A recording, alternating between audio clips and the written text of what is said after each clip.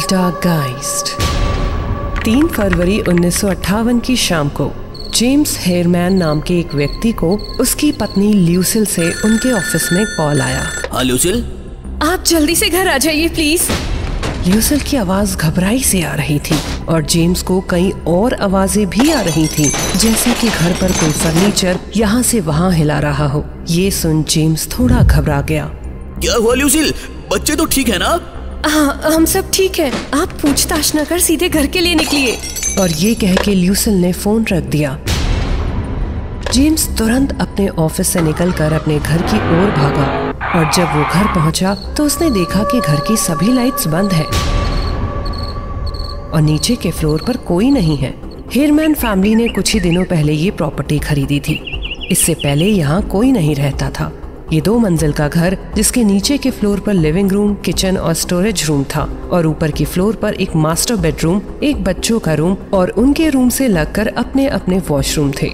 घर खरीदने के बाद जेम्स अपने परिवार, जिसमें उसकी पत्नी ल्यूसिल, 11 साल का बेटा जिमी और 7 साल की बेटी लूसी को लेके इस घर में शिफ्ट हो गए।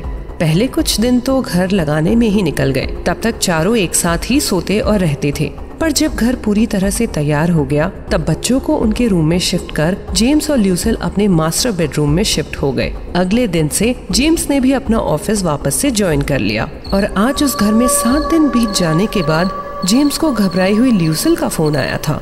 जेम्स ने लिविंग रूम की लाइट्स को जलाया और सामने का नजारा देख उसके होश ही उड़ गए।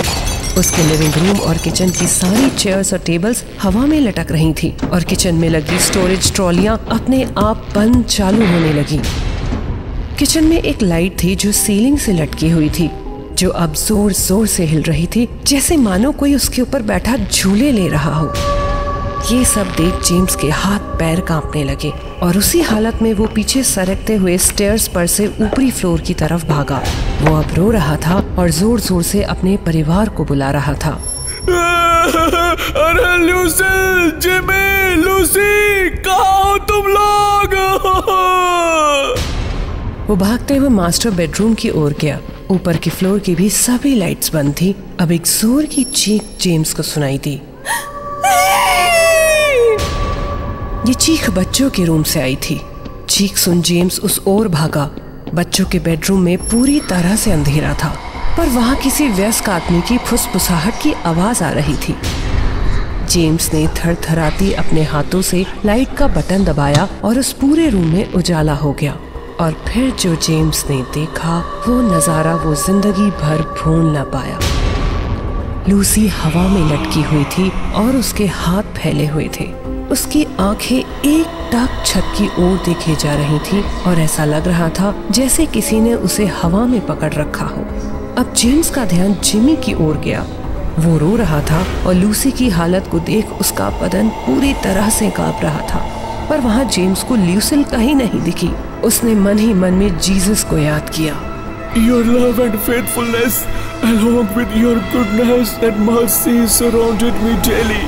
So I will not fear whatever might come against me. My trust is in you, God, and I give thanks to you for your love and protection. In Jesus' name, Amen. और तभी Lucy को मानो किसी ने जमीन पर धकेल दिया। जैसे ही वो नीचे गिरी, वो रोने लगी। अब सब कुछ शांत हो गया था। जेम्स ने तुरंत जिमी और लूसी को अपनी गोद में उठाया और वो ल्यूसिल को बुलाने लगा। ल्यूसिल, ल्यूसिल, कहाँ हो? जेम्स अब नीचे की फ्लोर पे गया और ल्यूसिल को आवाजें देने लगा। ल्यूसिल, कहाँ हो तुम? बाहर आओ। और तभी उसे ल्यूसिल स्टोर रूम से बाहर आते दिखी। उसकी पीठ में किसी ने किचन का चाकू काट दिया था और वो उसी हालत में आंखों में आंसू लिए जेम्स की ओर बढ़ रही थी। अब जेम्स आपे से बाहर हुआ और जोर जोर से रोने लगा। उसने बच्चों को अपनी गोद से नीचे उतारा और ल्यूसिल को पकड़कर जमीन पर लिटा दिया। ये क्या हो गया ल्यूसिल? मुझे माफ कर दो। मैं तुम सबको यहाँ छोड़ कर गया। मैं अभी एम्बुलेंस को फोन लगाता हूँ।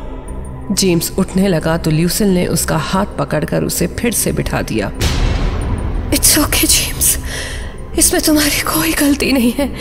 हमें यहाँ आना ही नहीं चाहिए था। किसने किया ये तुम्हारे साथ? बहुत ज्यादा खून बहने से ल्यूसिल की हालत बिगड़ गई।